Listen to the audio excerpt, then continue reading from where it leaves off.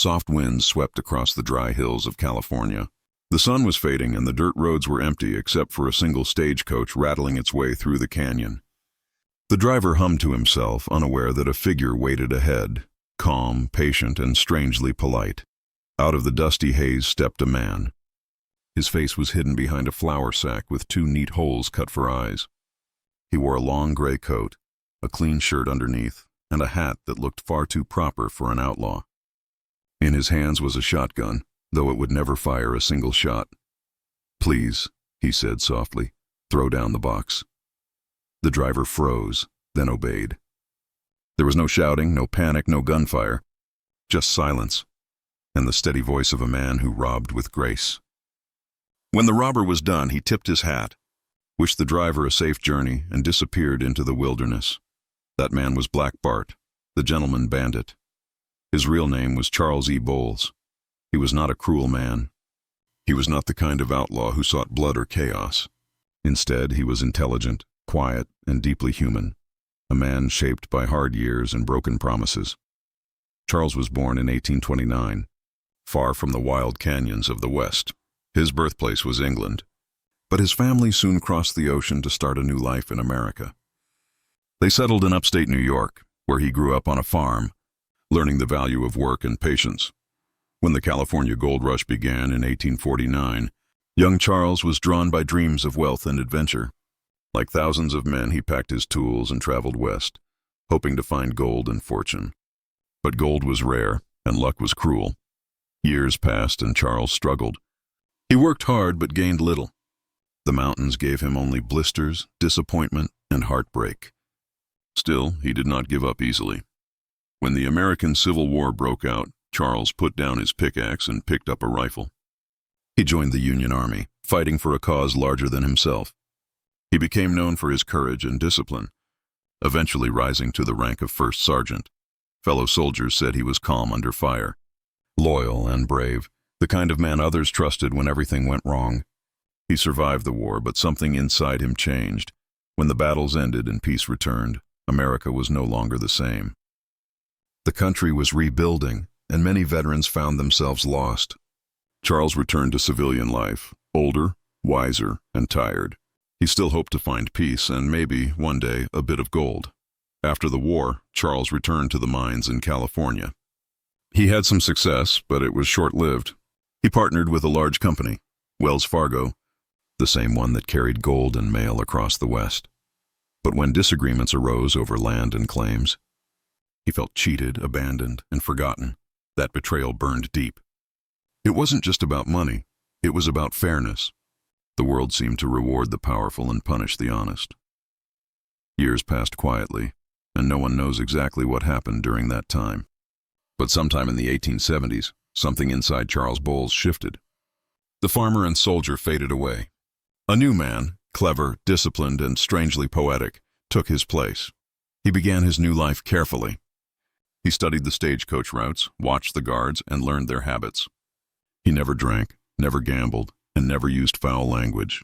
And when he was ready, he stepped into the dust and became Black Bart.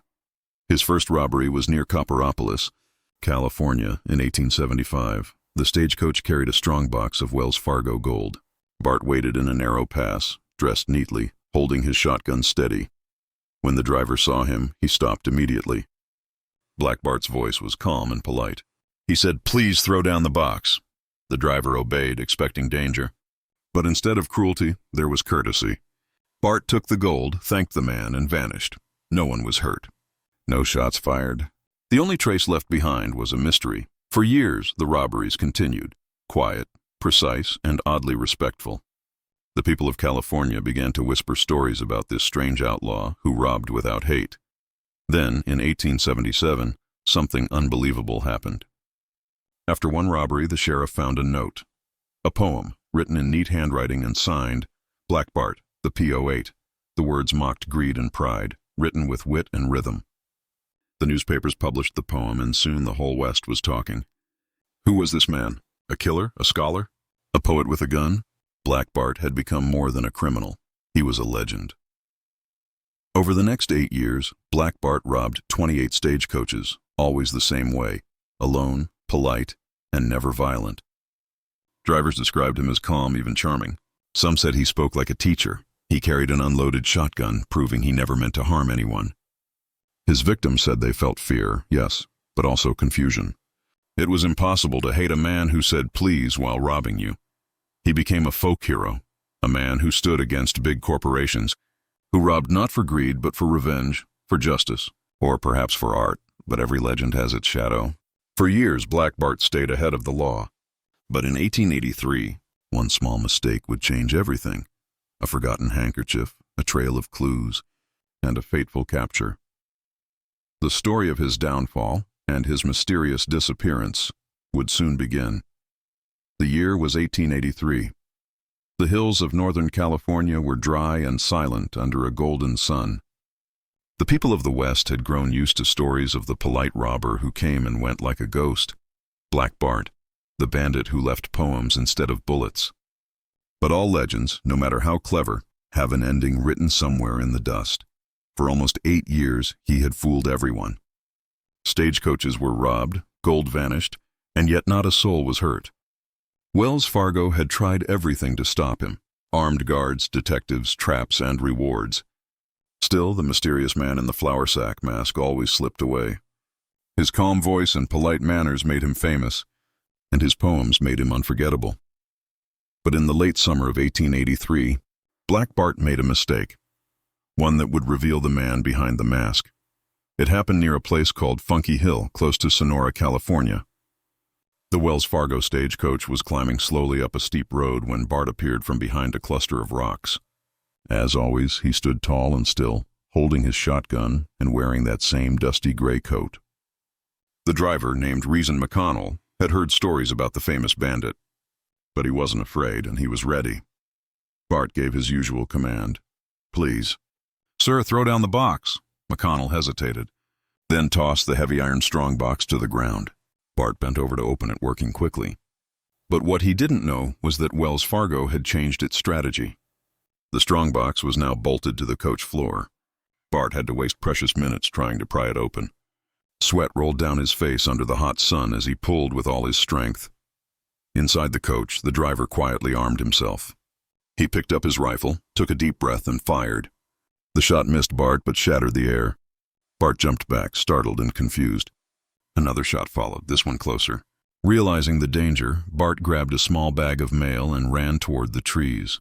He disappeared into the thick brush, leaving his tools behind: his shotgun, a pickaxe, and a few personal items. The driver, shaken but unharmed, quickly rode to town to report what had happened. When investigators arrived at the scene, they searched through the items Bart had left behind. Among them, they found something small but important: a handkerchief, neatly folded, with a laundry mark stitched into the corner, FX07. To anyone else, it looked meaningless. But to James Hume, the chief detective of Wells Fargo, it was the first real clue in years. Hume was no ordinary lawman. He was patient, clever, and as determined as Bart himself. He sent the handkerchief to every laundry in San Francisco, asking if anyone recognized the mark. Days passed. Then finally a message came back. A laundryman on Bush Street said the mark belonged to one of his regular customers, a quiet, well-dressed gentleman who lived nearby. His name was Charles E. Bolton. Detectives followed the trail to a boarding house on 2nd Street. Inside, they found a man who matched every description: older, polite, with sharp eyes and a calm voice. When they searched his room, they discovered several items linking him to the robberies: maps of stagecoach routes, newspaper clippings, and a small stash of gold coins. When Hume and his men confronted him, the man smiled softly and said, "Gentlemen, you have me." It was the end of Black Bart's long run. He confessed to several robberies, but denied writing the poems. "That part," he said, "I leave to the imagination." He spoke respectfully during the interrogation, never losing his composure. Even the officers admitted he behaved like a gentleman to the very end. In court, his calm nature surprised everyone. Reporters described him as refined and intelligent, nothing like the rough outlaws they were used to seeing. He pleaded guilty to one charge of robbery and was sentenced to 6 years in San Quentin prison. Behind the gray walls of San Quentin, Charles Boles, the man once known as Black Bart, became a model prisoner. He read books, wrote letters, and often helped younger inmates learn to read. Guards said he was quiet and polite, just as he had been during his robberies. He never complained, never fought, and never spoke about his past. After 4 years, because of his good behavior, he was released early in 1888. When reporters met him outside the prison gates, they asked if he would ever return to crime. He smiled faintly and said, "No, gentlemen, I'm done with it." He disappeared soon after. Some said he moved to Southern California and lived quietly under another name. Others believed he returned to the mountains, searching once more for gold or perhaps peace. There were rumors of sightings, a polite stranger in small towns, an old man with sad eyes passing through stage stops. But none could prove it was truly him. Black Bart had vanished, just as mysteriously as he had appeared. Though his crimes had ended, his legend only grew. People told stories around campfires of the outlaw who robbed without hate, who said please and thank you, who wrote poetry in the dust of the West. Children grew up hearing his name as part of American folklore, not as a villain, but as a strange, thoughtful figure caught between good and evil. Years later, Wells Fargo agents still kept a file labeled Black Bart. Inside were his poems, his confession, and one final note from Detective Hume. It read, "Charles E. Boles, a man too gentle for the life he chose, too clever for the time he lived in, and perhaps that is the truth of it. Black Bart wasn't driven by greed or cruelty. He was a man who fought for justice in his own quiet, poetic way, a man who found rebellion through rhyme and revenge through grace. When Black Bart walked out of San Quentin in 1888, the world outside had changed. The gold rush was long over, railroads stretched across the country, and the Wild West was fading into history. But the man who had once been feared and admired, the gentleman bandit, stepped into freedom as quietly as he had once stepped out from behind the rocks on a mountain trail. His release drew reporters from across California. They wanted to see the man who had become a living legend. They expected a fierce outlaw, rough and cold, but instead they found a soft-spoken older man with gray hair, neat clothes, and calm eyes. He was polite, even charming, when they asked him questions. One young reporter pushed through the crowd and asked, "Mr. Boles, will you rob again?" Black Bart smiled faintly and said, "No, gentlemen, I'm through with it." He tipped his hat, walked down the road, and vanished. No one ever saw him again. Some said he went back to San Francisco, living under another name. Others believed he went south, perhaps to Arizona or Mexico, hoping to start over. Wells Fargo sent detectives searching for years, but no solid trace was ever found. His disappearance only deepened the mystery. In the years that followed, people claimed to spot him in towns and villages across the West. A shopkeeper in Sacramento said an older man came in once, polite and quiet, paying with gold dust and signing the name Charles Bolton. A hotel clerk in Nevada swore a man matching Bart's description stayed a single night, reading poetry by lamplight and leaving before dawn. But none of the stories could ever be proven. It was as if the earth had simply swallowed him whole. But while the man disappeared, the legend of Black Bart began to grow. Newspapers retold his robberies as thrilling tales. Writers and storytellers painted him as something more than an outlaw, something almost noble. Unlike the cruel bandits and ruthless gunslingers of his time, Bart had robbed with manners, with a strange kind of decency that made people question what justice truly meant. He never killed. He never cursed. He took money from the rich company that had once betrayed him, and he never robbed the passengers. In an age of greed and violence, that made him different. By the 1890s, Black Bart's story had become part of American folklore. He was spoken of in the same breath as Jesse James and Billy the Kid, yet his image was completely different. Where others ruled with guns and fear, Bart ruled with charm and cleverness. He became the symbol of the civilized outlaw, a man who broke the law without losing his soul. Writers loved him. Poets quoted his verses. Stage plays and dime novels were written in his honor. He was no longer just a thief. He was a riddle, a character that represented rebellion mixed with grace. One famous story, told again and again, said that a sheriff once caught Bart after his release. When asked why he returned to crime, Bart supposedly answered, "Because the world never gave me justice." Whether true or not, the story stuck, adding to his myth as a man who fought the system rather than people.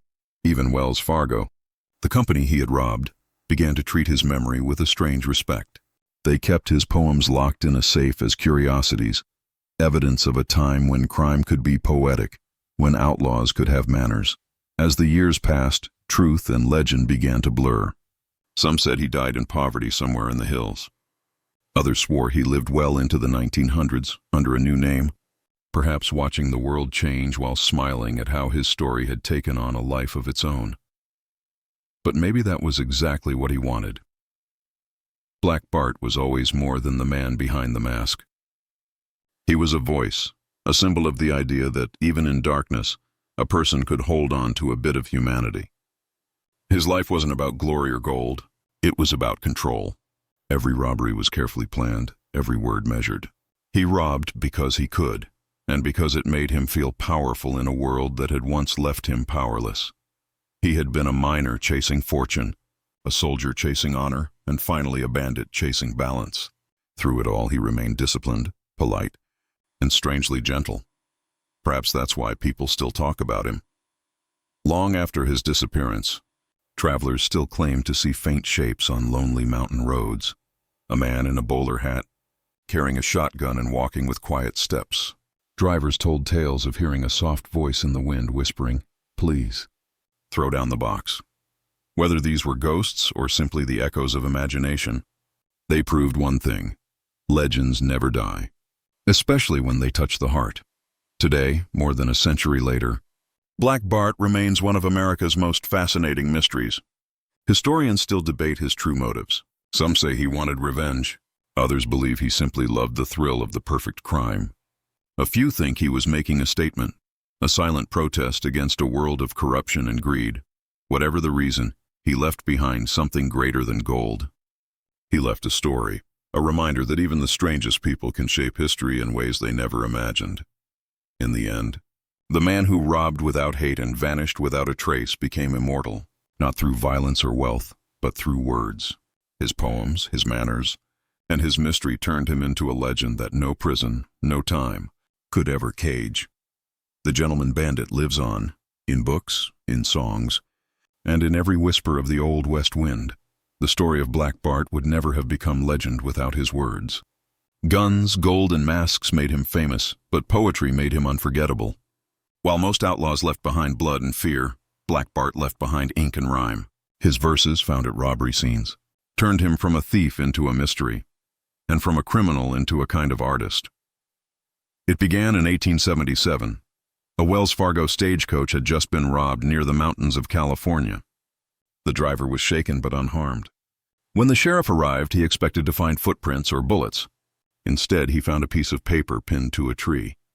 The words were written in careful, almost elegant handwriting. It read, "I've labored long and hard for bread, for honor and for riches, but on my corns too long you've tread, you fine-haired sons of bitches." Black Bart, the P.O.8. The note shocked everyone. The stagecoach robber, writing poetry. The spelling of P.O.8 was his way of jokingly calling himself poet. It was part humor, part mockery. Newspapers printed the poem on their front pages. Some people laughed, others were amazed. But everyone wanted to know, who was this strange man who robbed with rhyme? That single poem made Black Bart more famous than any robbery ever could. A year later, in 1878, another note appeared after another robbery. It was found in a wooden box near the road. This one was different, shorter, softer, almost sad. It said, "Here I lay me down to sleep, to wait the coming morrow, perhaps success, perhaps defeat, and everlasting sorrow. Black Bart, the P.O." This poem was darker. It sounded like the thoughts of a man caught between hope and regret. It wasn't the voice of a villain. It was the voice of someone tired, someone who understood both victory and pain. The second note made him a legend. The newspapers began calling him the Poetic Bandit. Artists drew sketches of him, with pen in one hand and pistol in the other. People who had never even seen a stagecoach robbery began to admire him. He became the talk of every town and saloon, not as a killer, but as a character who seemed almost too clever for his own time. But who was the man behind those words? Charles Boles, the real Black Bart, had always been thoughtful. In the army, he wrote letters filled with calm, clear language.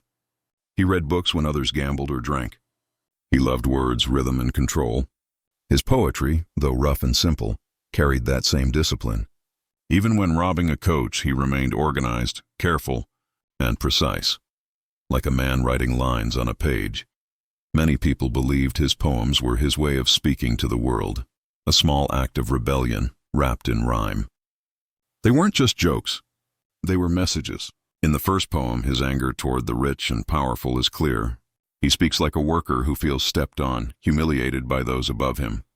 In the second poem, his tone changes, from anger to sadness. It feels like the words of a man beginning to realize that his path might end in sorrow. Whether he meant them as humor or confession, those two short poems turned him into something larger than life. They gave him a voice that would echo long after his final robbery. Years after his disappearance, writers studied his poems as if they were clues. Some said they showed regret, proof that Charles Boles never wanted to hurt anyone. Others said the verses were his form of protest, his way of striking back at a greedy world. A few even suggested that he left the notes on purpose, knowing they would make him famous, knowing that history would remember him not as a thief but as a thinker. No one ever found more than those two poems, but that only made them more powerful. Every word carried a weight that seemed to belong to a man who had seen too much of life. War, loss, betrayal, and disappointment. His rhymes were rough, but his emotion was real. Even today, when people visit museums of the Old West, they stop at the small glass cases that hold copies of those notes. The handwriting is neat, the ink faded, but the feeling still alive. Visitors stand quietly reading the lines, imagining the man in the dust, standing beside a stagecoach, pen in hand, leaving behind words instead of wounds. Black Bart's poems are now more than 140 years old. Yet they still speak to something deeply human, the desire to be remembered, to explain oneself, to leave behind something that lasts longer than fear. He could have vanished as just another outlaw, but his words turned him into a myth. Even the lawman who hunted him admitted that there was something unusual about him. Detective James Hume once said that Bart was a man too gentle for crime but too stubborn to quit. Maybe that's why his poems mattered so much. They were his way of balancing both sides of himself, the soldier and the bandit, the thinker and the rebel. In the end, his poetry became his true treasure. It outlived his gold, his guns, and his crimes. People still quote his words, still tell his story, and still wonder about the mind behind the mask. The gentleman bandit was not just a thief. He was a writer, a man who found beauty in rebellion and meaning in mischief. And though his body vanished into history, his verses remain, like whispers in the wind of the Old West, reminding us that sometimes, even the darkest souls can leave behind light. Long before the legend, there was a man, and behind that man, a mind unlike any other outlaw of his time. Black Bart wasn't driven by rage or greed. He wasn't wild or reckless like the bandits who filled the saloons and the wanted posters of the West. He was calm, precise, and strangely thoughtful. That calmness became his most powerful weapon. People who met Charles Boles after his capture often said the same thing. He looked like a schoolteacher, not a criminal. His voice was soft. His eyes were gentle. He used words like sir and please. He smiled when spoken to. Even the guards at San Quentin said he was the politest man they had ever locked behind bars. It confused everyone. How could someone so polite become an outlaw? The answer, perhaps, lies in the way he saw the world. Charles had lived through disappointment after disappointment. As a miner, he had worked for years and found almost nothing. When he thought he finally had a chance at success, the system, the rich, the powerful, the corporate world, pushed him aside. To a man who had given his life to hard work, that betrayal cut deep. It wasn't only about gold. It was about pride, fairness, and justice. Many historians believe Black Bart didn't rob for wealth. He robbed for balance. He wanted to take back what he felt had been unfairly taken from him.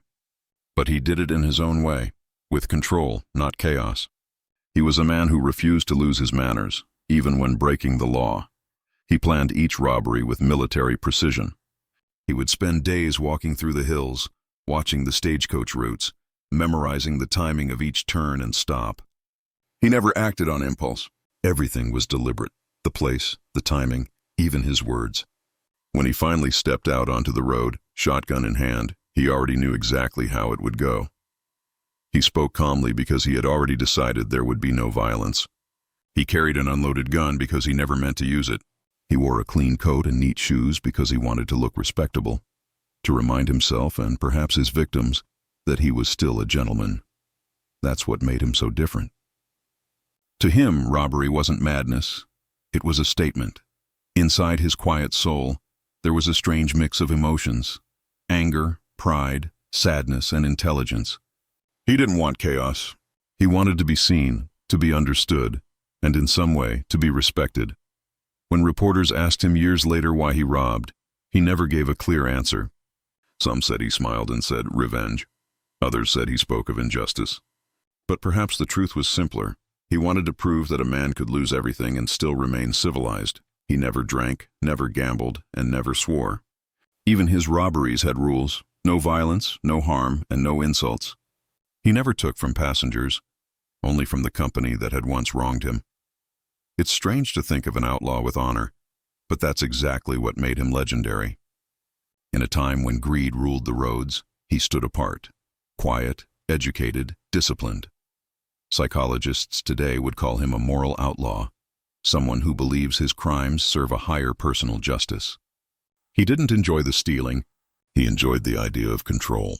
He was the master of his own small world, a man alone against a giant system. And yet behind that control, there was loneliness. The second poem he left, the one that spoke of everlasting sorrow, revealed something deeper. It was the voice of a man tired of his own path. It sounded like confession, not victory. Those who studied him said Black Bart must have lived with constant conflict inside. On one side, the disciplined soldier who followed rules and believed in right and wrong. On the other, the broken miner who felt betrayed by life and wanted to even the score. Both sides lived within him, pulling in opposite directions. That's why he never fit the image of a traditional outlaw. He wasn't chasing fame. He wasn't driven by hatred. He was searching for a kind of peace he could never find. When he robbed, he did so cleanly, as if following invisible etiquette. When he stopped, he vanished quietly, leaving no trace. He never bragged. He never tried to inspire others to follow him. His world was private, his crimes personal. Maybe that's what makes his story so haunting. He wasn't evil. He was human, deeply human. After his release from prison, those who met him noticed something new in his eyes. A softness, perhaps regret. The world had changed. The stagecoaches were disappearing, replaced by trains and telegraphs. There was no place left for outlaws who preferred poetry over pistols. He told the reporters he was done with it, and everyone believed him. But what he didn't say was how he felt. The emptiness that comes when a man loses the only thing that gave his life purpose. The truth is, Black Bart's greatest fight was never against Wells Fargo or the law. It was against himself. He lived between two worlds, the moral and the criminal, the gentle and the defiant. He never found a way to join them, so he walked a lonely road between the two until the end. Maybe that's why his story still moves people today. Because deep down, everyone understands what it's like to fight between what's right and what's fair, between who we are and who we wish we could be. Black Bart's calm voice, his quiet manners, and his strange poetry remind us that even outlaws have hearts, and even hearts that go astray still long for dignity. He didn't just rob gold. He robbed the world's attention, and in return, gave it a legend that still whispers through the mountains of California to this day. By the early 1880s, the legend of Black Bart had spread across California. Stagecoach drivers whispered about him. Passengers feared him, yet strangely respected him. Newspapers wrote his name in bold letters. He had become a symbol. The outlaw who robbed without bloodshed. The bandit who wrote poetry instead of firing bullets. But while the public saw a legend, Wells Fargo saw a problem. Every time a coach was robbed, the company lost gold, money, and reputation. Their customers were angry, their guards embarrassed, and their pride wounded. It wasn't just about the money anymore. It was about honor. Wells Fargo needed to prove that no one, not even a polite poet with a mask, could outsmart them forever. And so began one of the most patient and determined hunts in the history of the American West. The man leading it was James B. Hume, chief detective for Wells Fargo. He was nothing like the gunslinging sheriffs from dime novels. Hume was calm, careful, and intelligent, much like Bart himself. He believed in logic, not luck. To him, catching Black Bart wasn't about chasing through the desert with pistols. It was about studying a man's mind. Hume started by collecting every detail from every robbery. He wrote down Bart's words, his behavior, the places he struck, even the time of day. Patterns began to emerge. Black Bart always worked alone. He never hurt anyone. He targeted only Wells Fargo stagecoaches. And most importantly, he was always on foot. No horse tracks were ever found. That meant he operated close to home. He robbed, disappeared into the hills, and walked back, vanishing before anyone knew where he'd gone. Hume admired the man's discipline but was determined to end his run. He assigned agents to travel with every Wells Fargo coach, armed and alert. Stage routes were changed, rewards were increased. But for years, Bart stayed one step ahead, robbing where no one expected him. Sometimes, after a robbery, drivers reported seeing strange shapes in the hills, what looked like men holding rifles. But when searched, no one was there. Later it turned out that Bart had placed sticks and rocks in the ground, making them look like hidden gunmen. The illusion worked every time. That small detail fascinated Hume. It told him Bart was clever, but also cautious. He didn't want to fight. He wanted control. That insight would later help Hume trap him. For years, the cat-and-mouse game continued. Each robbery made Bart bolder, yet he never grew violent. He once stole gold dust worth thousands and left the stagecoach untouched. On another occasion, he simply disappeared into the trees with nothing more than a mailbag. Then came November 3rd, 1883. It was a cool, windy morning near Funky Hill, close to the town of Sonora. The driver, Reason McConnell, was guiding his Wells Fargo stage uphill when Bart appeared from behind a boulder. He wore the same gray coat, the same hat, and the same cloth mask. His voice, calm as ever, echoed through the dust. "Please, sir," he said, "throw down the box." McConnell did. The strong box hit the ground with a heavy thud. Bart bent over it, reaching into his coat for his tools. But something was different this time. The box was bolted to the coach floor. Wells Fargo had changed its method. Bart, unaware, struggled to pry it open. Time passed. Sweat rolled down his face beneath the sack mask. His calm began to break. Then the sound of a rifle. McConnell had armed himself and fired from the driver's seat. The bullet struck the dirt near Bart's feet. He stumbled, dropped his tools, and ran for the trees. McConnell fired again, narrowly missing him. In his rush to escape, Bart left behind his shotgun, his pickaxe, and a few personal items. But among them lay a small, seemingly unimportant piece of cloth, a handkerchief with a laundry mark, FX07. When the news reached San Francisco, Detective Hume's eyes lit up. He knew this was the break he'd been waiting for. He sent agents to every laundry in the city. Dozens said no. Then finally one replied, "Yes, we know this mark. It belonged to a customer named Charles E. Bolton, a polite older man who lived quietly in a boarding house on 2nd Street. The name sounded ordinary, but Hume had a feeling. He and his men went straight to the address. When they knocked on the door, the man who answered was neatly dressed, clean-shaven, and calm. His eyes, however, told a different story, sharp, watchful, and knowing. Inside the room, they found gold coins, maps of stage routes, and newspaper clippings of the Black Bart robberies. Hume didn't need a confession. He already knew. Still, he asked the question, "Charles, do you know who Black Bart is?" The man smiled faintly and said, "Gentlemen, you have me. It was over. After 8 years, 28 robberies and countless legends. The gentleman bandit was finally caught, not by gunfire, but by patience, intelligence, and a handkerchief. When he confessed, he did so with grace. He admitted to several robberies, but refused to say he wrote the poems. Those, he said quietly, were written by someone else. Even in defeat, he remained mysterious. Detective Hume would later say he respected the man. He saw in Bart a kind of rare discipline, the kind that belonged to soldiers and thinkers, not thieves. He once told a reporter, Black Bart was the kind of criminal who, if he had chosen another path, might have been a great man. And perhaps he was, in his own way. The courtroom was packed. Reporters, townspeople, even curious travelers crowded every bench. They wanted to see him, the man who had robbed Wells Fargo again and again, yet never fired a shot. The man who had become a ghost, a poet, and a riddle all in one. When Charles E. Boles, known to the world as Black Bart, walked into the courtroom, the crowd went silent. He was dressed neatly in a dark suit, his shoes polished, his gray hair combed. He looked more like a retired teacher than a criminal. His calm eyes scanned the room, and for a moment he even smiled. It was not the face of a monster. It was the face of a man who had lived too many lives. Detective James Hume sat nearby, watching quietly. He had hunted this man for years, but now that he saw him in chains, he felt no triumph, only curiosity. "He's not what I expected," Hume whispered to a colleague. The judge entered, the crowd rose, and the trial began. The charges were clear: robbery of a Wells Fargo stagecoach near Funk Hill, California. The evidence was strong: the handkerchief, the maps, the gold dust, the confession. But even as the prosecution presented its case, something unusual happened. The people in the courtroom didn't seem angry at Bart. In fact, many seemed to admire him. When witnesses described his politeness during the robberies, the audience laughed softly. When they mentioned that he never hurt anyone, they nodded with respect.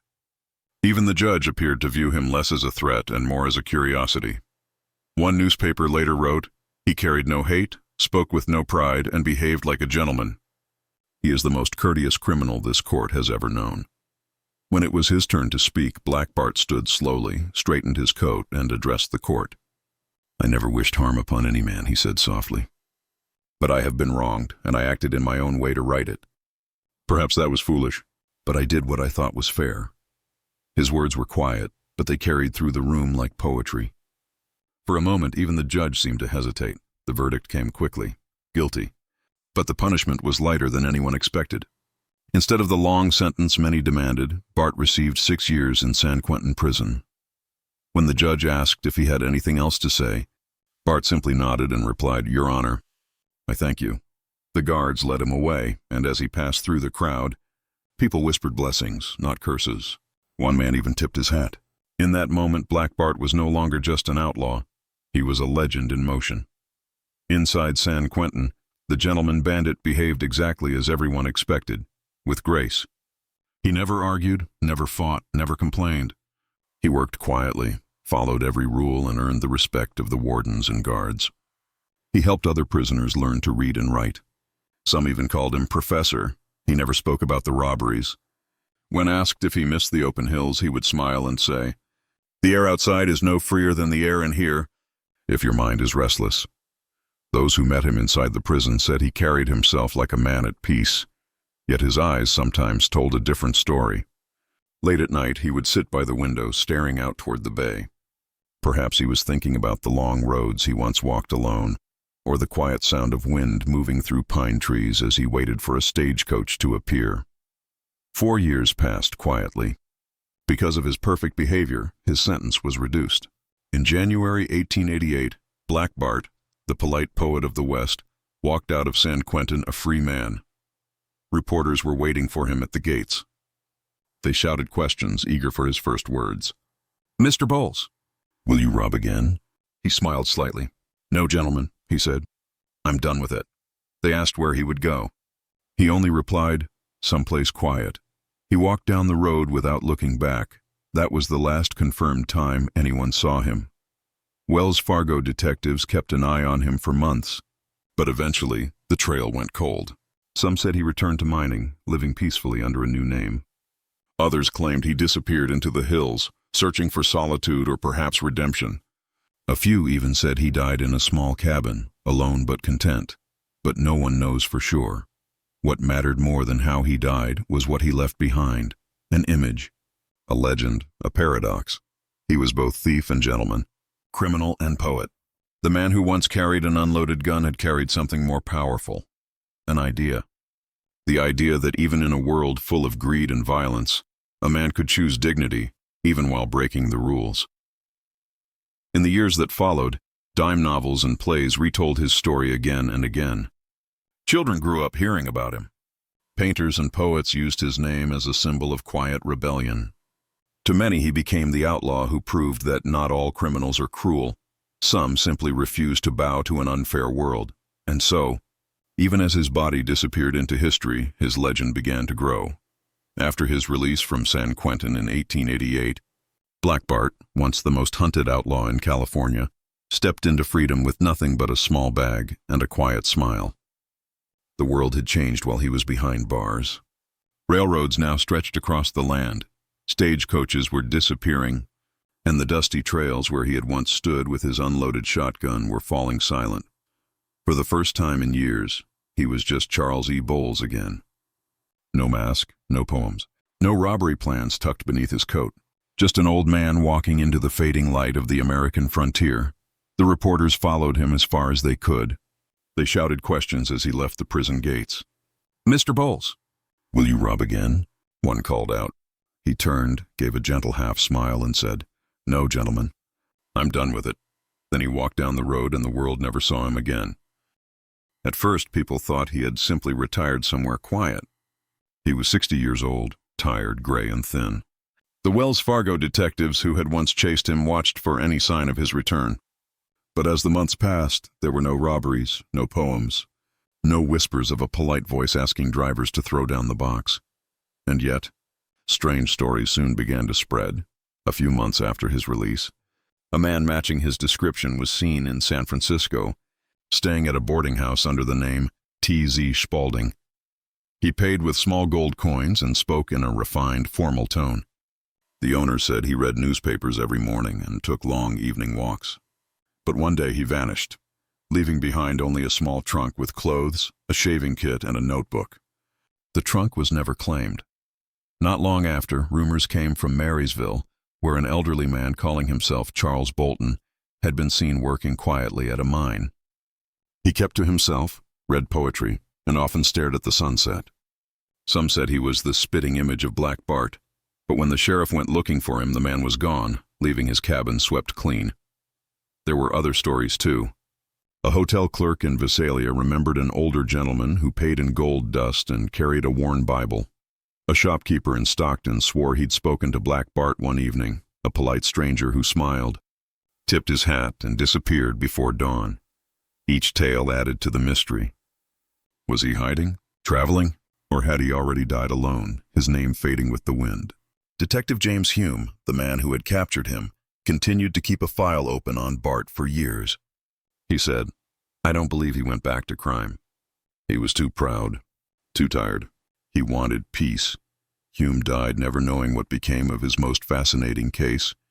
Some believe Black Bart might have died in the hills he once called home, buried by the same wilderness that had protected him for so long. Others think he left California entirely, starting over in a new town under a new name. There were even whispers that he'd gone back east, reunited with family, and lived quietly until the end of his days. But there was another theory, one that still lives in old Western folklore. Travelers along the Sierra Nevada trails began to tell ghost stories. Stagecoach drivers said that on moonless nights they sometimes saw a figure on the side of the road. A man in a long gray coat, his face hidden by a mask. He never spoke, they said, but if you listened carefully, you could hear a whisper, "Please throw down the box." Some believed it was his ghost, doomed to wander the roads he once ruled. Others said it was just the imagination of lonely men and long nights. But the story spread, and the legend grew stronger than the truth ever could. By the turn of the century, dime novelists began rewriting his life, turning him into a romantic hero. Their stories claimed he had robbed the rich to help the poor, that he had fallen in love, that he had left behind secret stashes of gold still buried somewhere in the California hills. None of it was proven, but none of it needed to be, because Black Bart was no longer just a man. He had become a symbol. He represented something rare, a thief with a conscience, a rebel with a code, a criminal who reminded people that dignity could exist even in defiance. His calmness, his politeness, and his words gave him a strange kind of immortality. Years later, when the old stage roads turned into highways and the gold towns turned into quiet memories, people still told his story. Parents told their children about the robber who said please and thank you. Teachers used his poems to show how even the strangest lives could hide intelligence and grace, and somewhere in those mountains, where the wind hums through the pines, It's said that a few travelers still stop and listen, just in case they hear that soft voice carried through the dust. Whether Black Bart died alone, lived under another name, or vanished into legend doesn't really matter anymore. What matters is what he left behind, a story that refuses to fade, because some men die once and others live forever, in stories, in poems, in mystery. Black Bart, the gentleman bandit, lives on. Not in wanted posters or prison files, but in every whisper of the West that reminds us, not all legends are made by violence. Some are written with words and sealed with silence. Time has a strange way of reshaping the truth. What begins as fact becomes story. What begins as a man becomes a legend. And that is exactly what happened to Black Bart, the gentleman bandit who robbed with manners and vanished without a trace. By the early 1900s, the Wild West itself was fading into memory. The days of horses and stagecoaches were giving way to trains, automobiles, and telegraphs. The rough, lawless frontier that once echoed with gunfire and gold fever was turning into a land of stories. Stories of outlaws, sheriffs and dreamers who refused to be ordinary. Among all those names, Jesse James, Billy the Kid, Butch Cassidy, one stood apart. Black Bart, he wasn't the fastest gun. He wasn't the deadliest, but he was the most curious. The outlaw who robbed with words instead of bullets. People loved him not for his crimes, but for his character. He had style, restraint, and a strange kind of dignity that made him unforgettable. While other bandits killed for greed, Black Bart seemed to rob for poetry. He represented something different, a rebel with manners, a man who broke the law but kept his soul. As the years passed, writers began to tell his story again and again. Some called him a gentle thief, others painted him as a Robin Hood figure, stealing from the rich to humble the proud. Most added their own details, a secret lover, a hidden fortune, even a tragic ending where he dies alone under a tree, still writing poems by candlelight. The truth didn't matter anymore. The legend was better, in newspapers, magazines, and the new dime novels that swept across America. Black Bart became a symbol, not of crime but of cleverness, charm, and rebellion against power. Children who read about him dreamed not of stealing gold, but of outsmarting the world. Adults, weary of corruption and greed, saw in him a kind of justice, the justice of the underdog. Soon his name was everywhere. Plays were written about him. Ballads were sung in mining camps. Even early filmmakers used his story as inspiration for silent westerns. In 1919, a film titled Black Bart, highwaymen portrayed him as a misunderstood romantic, a man who stole only because the world had stolen from him first. Of course, that version was pure imagination. But it didn't matter. The audience loved it. To them, Black Bart wasn't just an outlaw from the past. He was a reflection of something timeless, the battle between fairness and fate, between a man's decency and the world's cruelty. Historians later called this transformation the myth of moral rebellion, when society turns a criminal into a hero because he seems to stand for something greater than himself. And Black Bart stood for many things. He stood for intelligence in a world of violence, for grace in a time of chaos, for irony, the man who fought injustice by doing something unjust, yet in his own strangely honorable way. Even the company he robbed, Wells Fargo, couldn't escape his legend. In the 20th century, they began to include his story in their museum exhibits. The same corporation that once hunted him now displayed his poems behind glass, calling him a colorful character of the frontier. The irony would have made Bart smile. Tourists still visit those exhibits today. They stare at the small handwritten notes signed Black Bart, the P08, and they wonder who he really was. A thief, a thinker, a poet lost in the wrong century. Each person sees something different. Writers continued to reinvent him. In books and radio dramas of the 1940s and 1950s, he became a charming anti-hero, often portrayed as too kind-hearted for the cruel world of the West. In television shows like Death Valley Days and Stories of the Century, he appeared as a man who robbed without hurting anyone, a criminal with conscience, witty and sharp. Even in modern times, his name pops up in movies, songs, and comics. He's become shorthand for an outlaw with honor, the rare villain who makes you smile instead of shiver. What made him last so long in memory wasn't just his crimes. It was the contradiction inside him. He was a bandit who hated cruelty, a rebel who stayed polite, a thief who left behind poems instead of victims. In a way, Black Bart became what every great legend becomes, a mirror.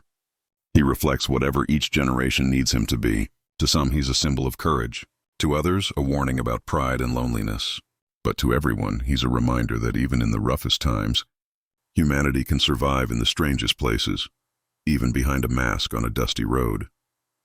As decades passed, his real name, Charles E. Boles, began to fade. But his chosen name, Black Bart, remained bright, polished by time, retold by storytellers, and kept alive by dreamers. Even today, when someone behaves politely in the face of danger, or when a story of rebellion carries a hint of poetry, people say, "That's a bit of Black Bart right there." He may have disappeared in life, but in legend, he never left. The gentleman bandit lives on, not as a warning, but as a whisper of wit and will. A reminder that even in a world built on greed and guns, sometimes the quiet man with words can make the loudest mark. Time moves forward, but some stories never fade. More than a century after he vanished, Black Bart still stands between history and legend, not just as a man who robbed stagecoaches, but as a reminder of what dignity means, even in rebellion. If you strip away the myths, what remains is simple. A man who lost faith in the system but never lost faith in manners. A thief who refused to hate, a criminal who wrote poetry. His life began like so many others, an immigrant's son chasing fortune in a new world. He dreamed of gold and success, fought bravely in the Civil War, and came home to find disappointment waiting. Life had cheated him, but instead of sinking into rage, he built a mask, put on a clean coat, and turned pain into purpose. Every man carries wounds the world never sees. For Charles Boles, those wounds became his shadow, the mask of Black Bart. Through that mask, he found a strange freedom. He couldn't change injustice, but he could challenge it in his own quiet way. And he did it with style. Even now, his story stirs something inside people. Maybe it's because deep down, everyone knows what it feels like to be wronged and still want to keep their pride. We live in a world that often rewards greed and punishes honesty, just like his. Yet Bart showed that even when life turns bitter, you can still choose grace. He didn't rob for blood or fame. He didn't kill or boast. He simply took back what he thought the world owed him, then melted into the hills, leaving behind a few gold coins and a poem that made people smile. It's easy to call him an outlaw. But look closer, and you'll see something more. A man who refused to let anger poison his heart. That's why his legend has lasted. He reminds us that rebellion doesn't always roar. Sometimes it whispers, dressed neatly, saying, "Please," while holding an empty gun. What can we learn from him today? Maybe that manners and morality aren't about obedience, they're about choice. Black Bart chose to remain kind in a cruel world. He chose words over violence, wit over fear, and poetry over rage.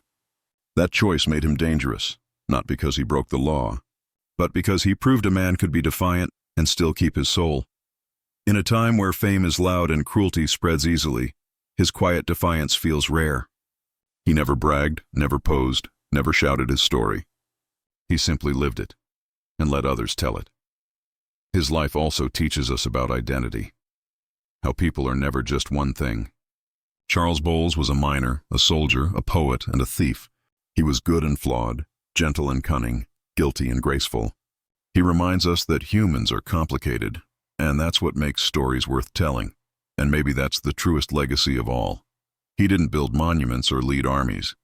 He didn't change laws or win wars, but he left something that still matters. The idea that even the smallest life can echo through time if it's lived with purpose, even a purpose born from pain.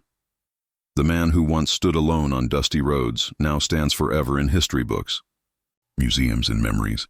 The poems he left are short, rough, and imperfect, yet they outlived him, because words like character never die. Imagine him one last time, the evening sun dipping behind the mountains, the wind moving softly through the pine trees, and a lone figure walking down a dirt trail. His gray coat flutters behind him, his shotgun resting on his shoulder, and under his breath he hums a tune. He's older now, slower but still proud. Somewhere deep inside, he knows his story is already becoming legend. He pauses, looks back once and smiles, not at regret, but at the strange beauty of it all, because in the end, Black Bart wasn't running from justice. He was walking toward peace, and maybe that's why his name still feels alive. Because he teaches us something we often forget, that the world may take your fortune, your freedom, even your name, but it can never take your grace, unless you give it away. So the next time you hear his story, the outlaw who said please, the poet who vanished, remember this: he wasn't just a criminal. He was a mirror showing us the thin line between right and wrong, pride and pain, justice and revenge, and maybe, if you listen closely, you can still hear his words drifting through the dust of history. I've labored long and hard for bread, but on my corns too long you've tread. A little humor, a little bitterness, and a lot of truth. That was Black Bart, the gentleman bandit who robbed with poetry and left the world a story worth keeping.